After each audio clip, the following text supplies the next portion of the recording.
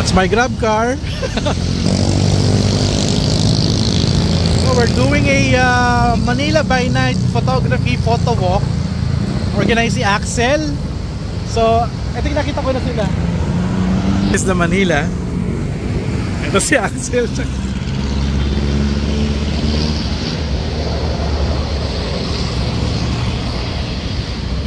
Oh! Nangyari dito. Nita camera mo. Ano yan? Team Canon. Ito yung mga katropa. Medyo ano. So I'm doing a shoot using the Canon EOS R8 24-105mm.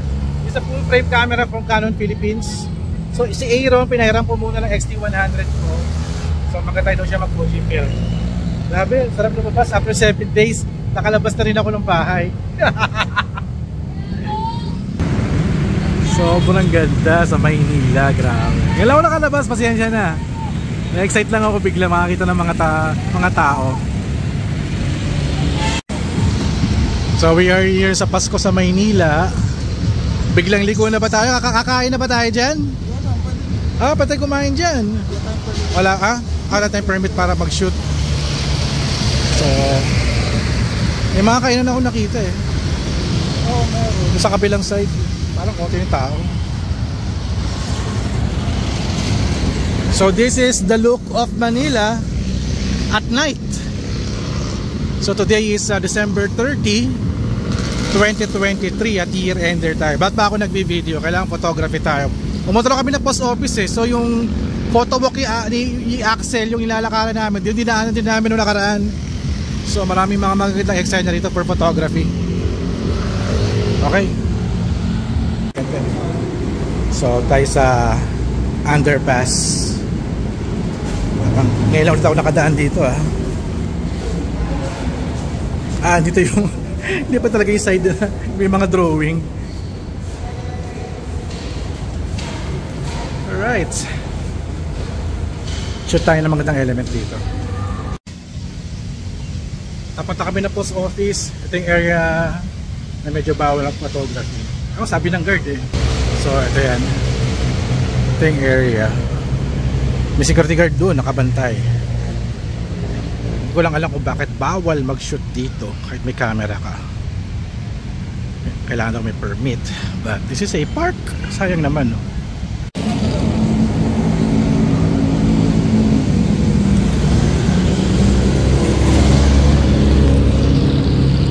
Ayun.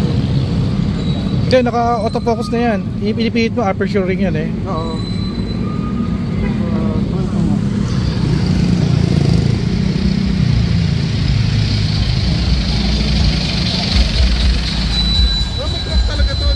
Oo, may track na yan.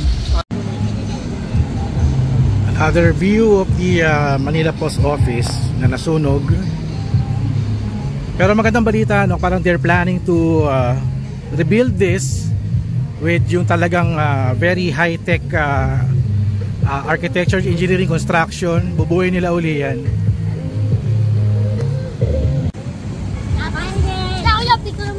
Alin? Oh, saan tayo? Doon sa may waterfalls, fountain pala. Teka lang. And here we go. Another view of the Manila Post Office. Yung national ID ko nandiyan nasunog. Ngayon, may 2 years na. Wala, hindi na napalitan ng bago. Linaw dito, para maliwanag pag sa phone. No? Nakita ko yung may tao kaya sa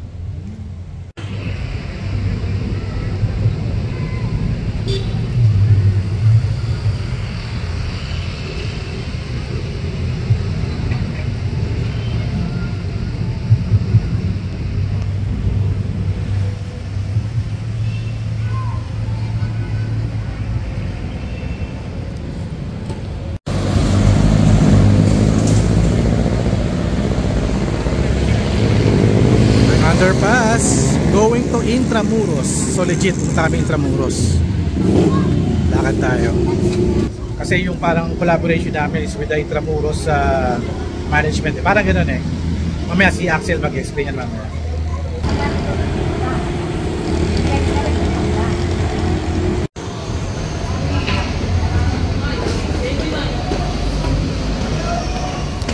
Ito yung other side of the underpass.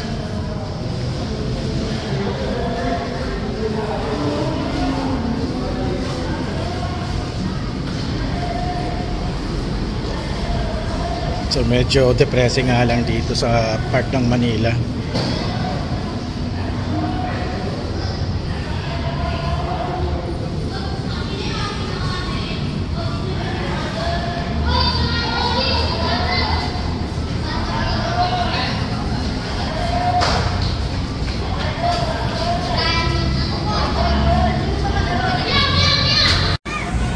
Uy, yung tignan ko mauntog, pucha.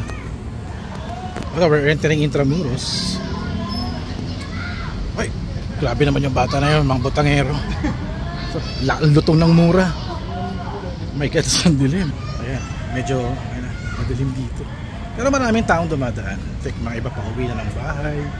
May mga magjowa galing sa pamamasyal. Ayan. At kami will do a Manila by Night photo walk. At may permit naman si Axel eh.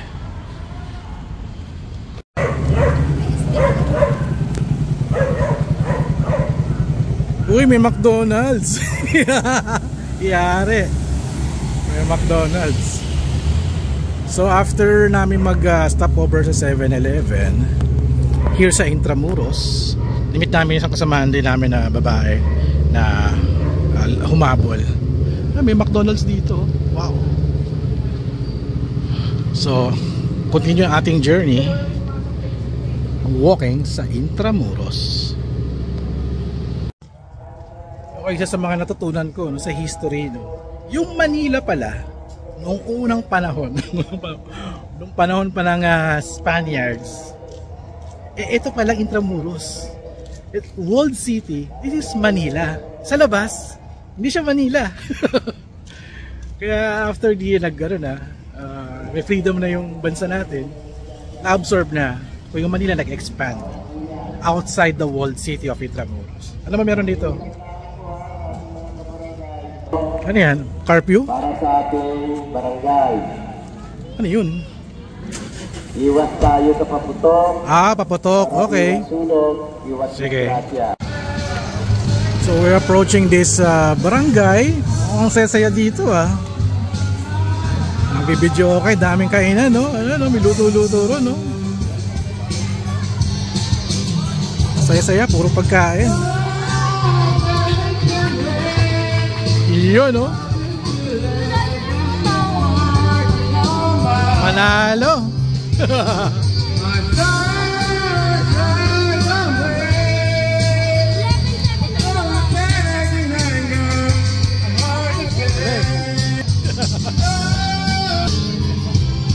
Ay, mga Koreano pala ito mga to. Oh my God, dayuan na ako. Maganda na. Hindi, sige, naglalakad ako eh. Sige. Oy, papapato kayo, bawal yan. Takbo na tayo. Medyo mahirap maglakad kasi ayan, nagpapatok na yung mga bata. Grabe talaga, Cobblestone pala dito. So yung sapatos ko nahirapan maglakad eh. Kasi naka-platform shoes ako eh. Ayan, cobblestone. At ayan na nga pa sinasabi ko, yung photo walk magiging photo it eh. Wala na, photo it na to. Photo it. Wow, nice Wow naman. Patay na nila Pang turista.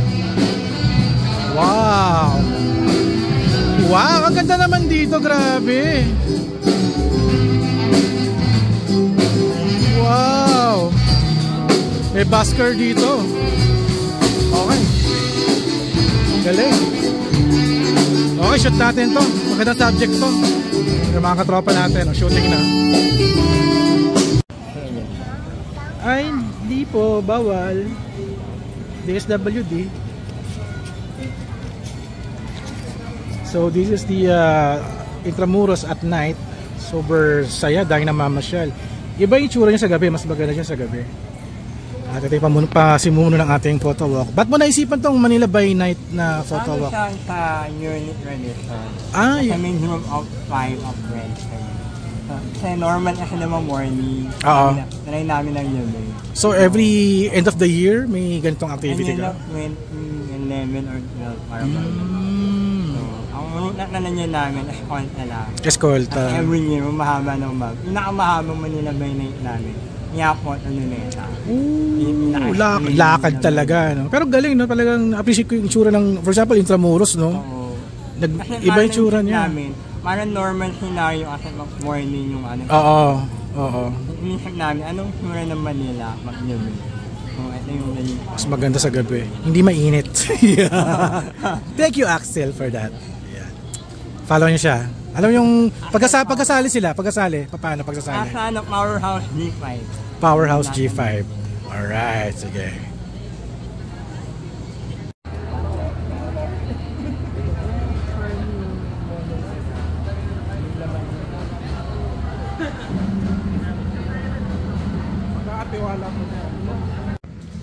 And we are here sa Memorial Park, St. Lamuros. Naalala ko to, it's one of my favorite spot to.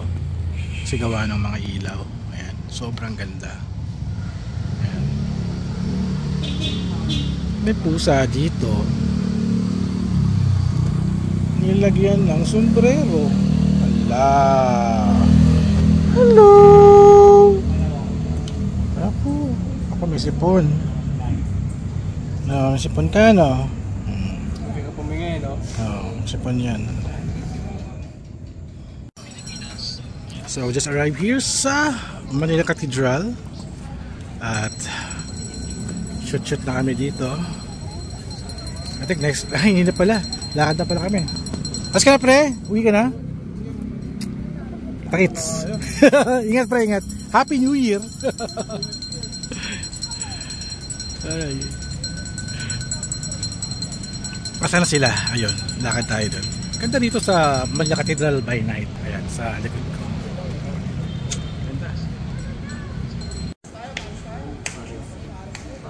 Ayan, statwa. Here's the view. The church. The cathedral pala. And let's walk this way. Tayo ngayon sa Jollibee and tawag dito Binondo Chinese Church.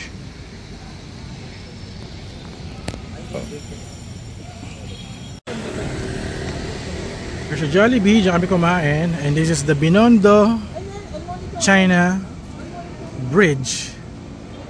So, pwede naman pala maglakad eh.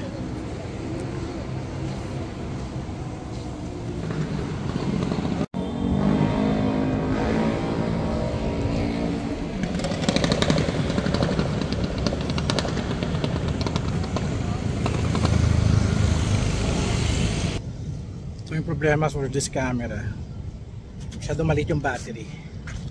Lobat na ako. Pag lobat, I'll use my phone. Nice.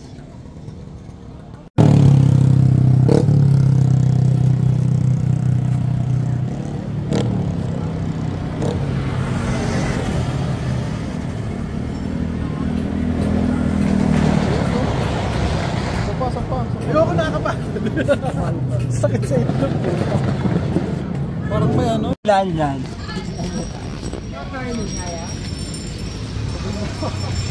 Hindi, unahin mo muna yung pet mo. Paupo.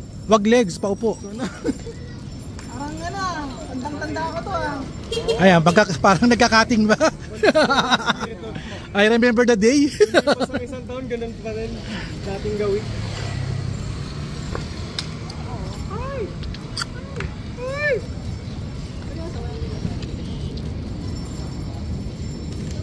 Dali, baka maabutan tayo nagmumotor na naghahagis ng 5-star. Oy, oy, oy, oy, oy. Oy, oy, oy, oy, oy, oy, oy, oy, oy. Laki ng puwet to.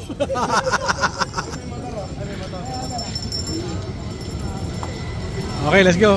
Ako naman. Kalagpas na ako. Yung mga kasamahan natin over the backod.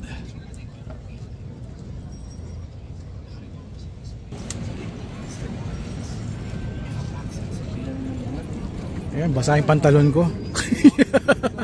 Doon ako kay Axel para tuyot na. Yun, no? Gago kayo.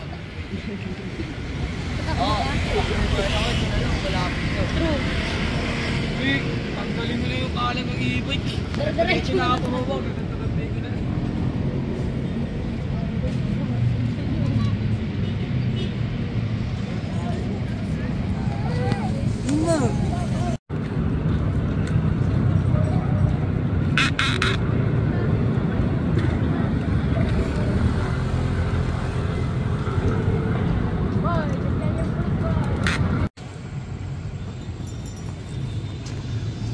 So ilalagay naman tayo ng bridge using this pedestrian walkway. Ayan. And we are now here sa Escolta, going now to Binondo. Ayan.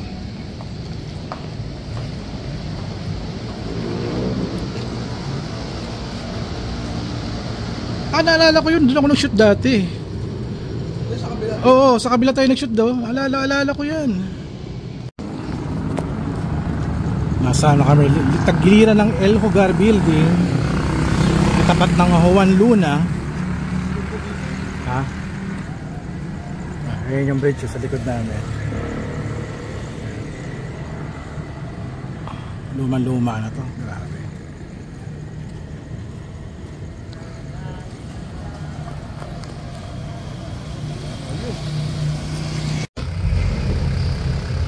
We're here sa Binondo, Manila Chinatown. Sa kami ng Arco.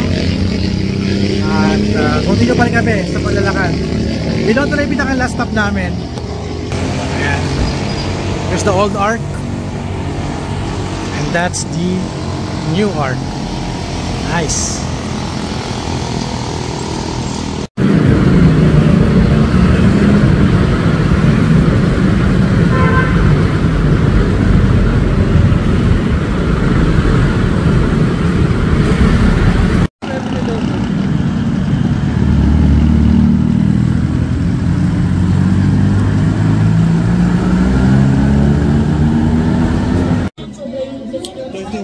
Alright, we just ended our photo walk and we're now here sa McDonald's Santa Cruz. Kasama ko si Aaron, si Axel. Ano pangalan niya ulit? Charlie. Charlie. So ayan guys, so happy New Year sa inyo and hope to see you on 2024 for more photo walk adventure. Alright, so thank you guys for watching. So don't forget to subscribe, like, and comment. And I'll see you guys on the next video vlog. Bye-bye.